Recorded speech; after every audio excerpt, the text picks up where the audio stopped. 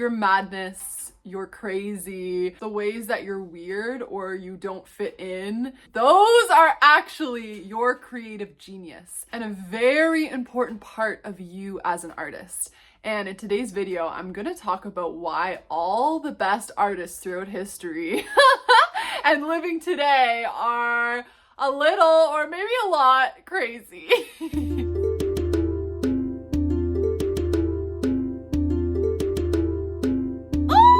Blessings, friends.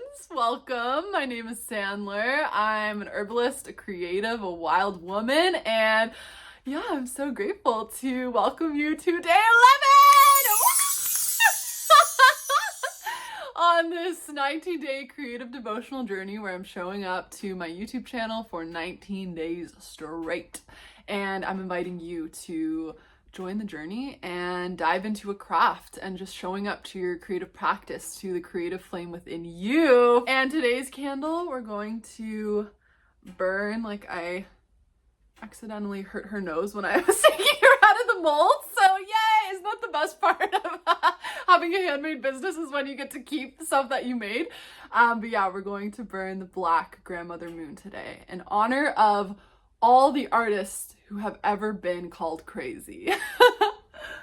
We're walking through those doorways of magic and possibility and opportunity. Welcome.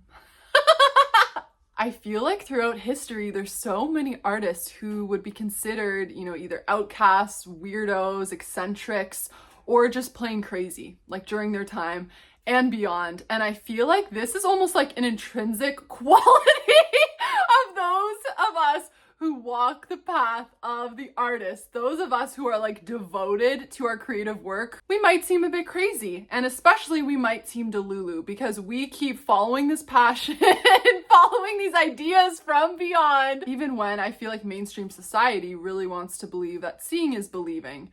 Whereas I feel like for us, it's more like believing is seeing. Like first we have to catch that idea and bring it down into reality, and then we will see it. Like we have to believe first and trust the delusions in order to actually create something. So when I say crazy, I'm talking about this idea of being different than mainstream society or the normal average Joe, So that might mean either that like the way that you live your life would be a little bit weird. And I think in general, even if you wouldn't consider yourself crazy or the way that you live your life crazy, maybe your personality and just like who you are is a bit weird and eccentric. And that is the whole point, okay? Because art is here to revolutionize this world. Woo! I feel chills when I say that. Art is here to change humanity, to change the earth, to inspire people, to motivate people, to make them feel something. And you have to do that by bringing in something a little different, right? Like you need to stop the loops that people are in, the everyday motions, the muscle memory, and you need to kind of like I'm really feeling like Albert Einstein is here with us today for this video. Like, we need that like, ooh, kind of energy in order to actually change and inspire and bring on the revolution with our art. And so you're going to be different. And that is the whole point. Like if you were the same and you were fitting into the labels and the norms and the expectations of the society you live in, then your art wouldn't really be doing that much. At least that's what I believe. And the other aspect of that is I feel in order to be an artist and to actually receive ideas from the creative flame, from actually connecting with this creative energy, from what we don't even fully understand of this like otherworldly realm where ideas come from, we need to be open to it, right? Like if we are so deeply in like our day-to-day life of just like wake up, make coffee, go to work.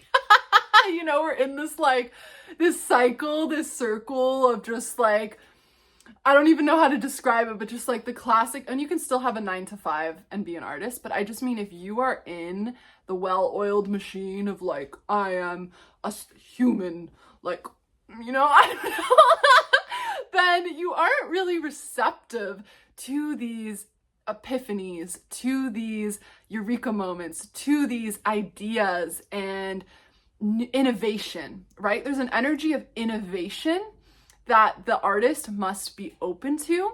And I think in order to be innovative in these modern societies, oftentimes we're going to look a little bit weird and strange, and we're not going to fit into this world.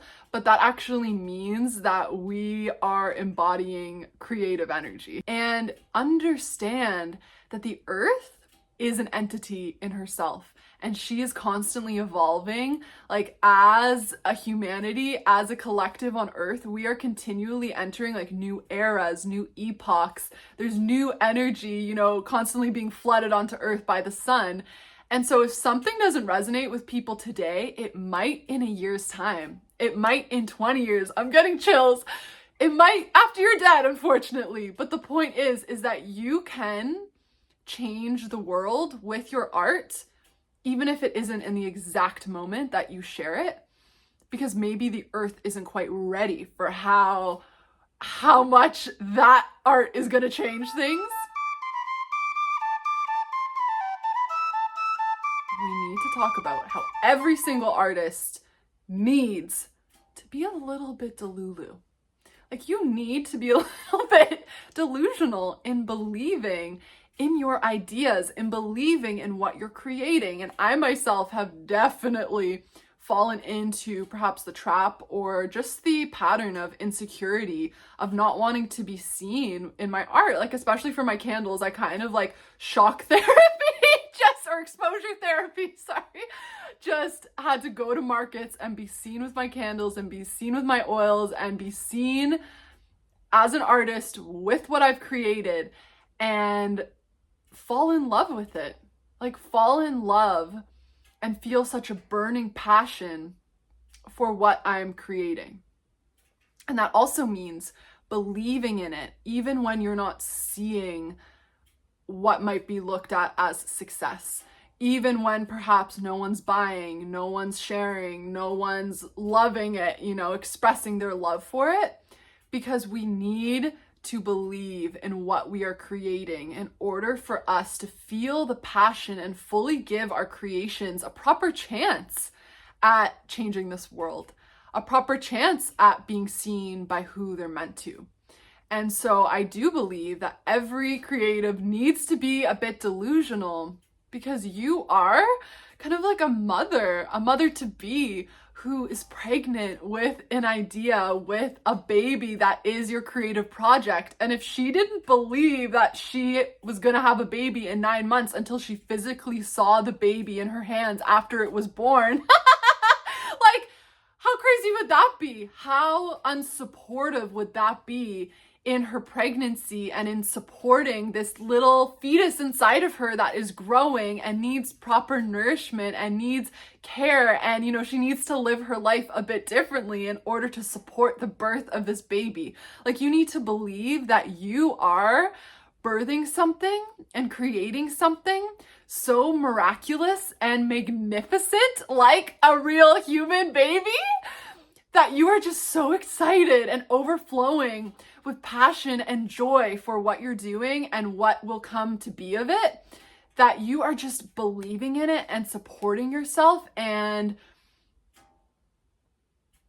wanting people to see it. Ah, cringe. I'm like, a part of me is like, ooh, because I definitely stopped myself there. I'm like, ooh, I'm obsessed. I love, like, last night when I was in my crazy mad woman vibes, I was literally watching these videos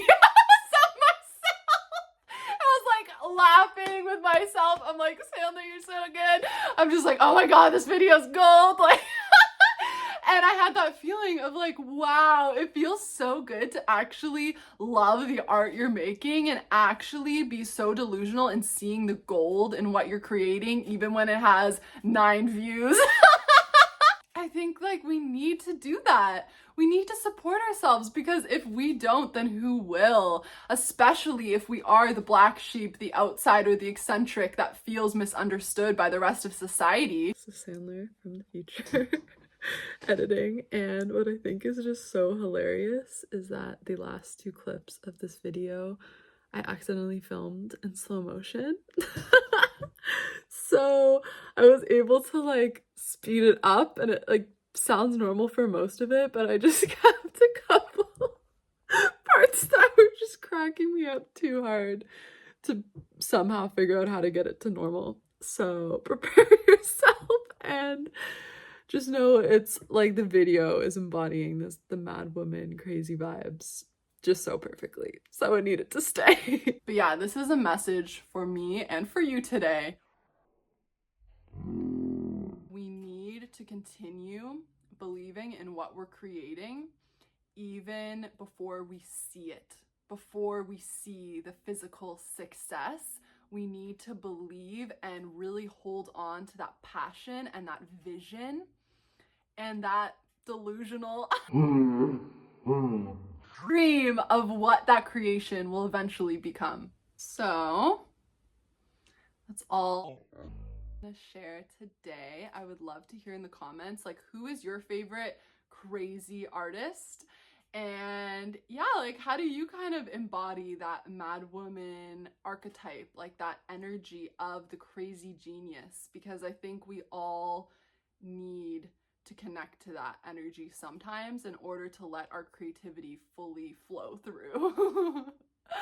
All right, well, I hope you have a lot of epiphanies later today. And until tomorrow,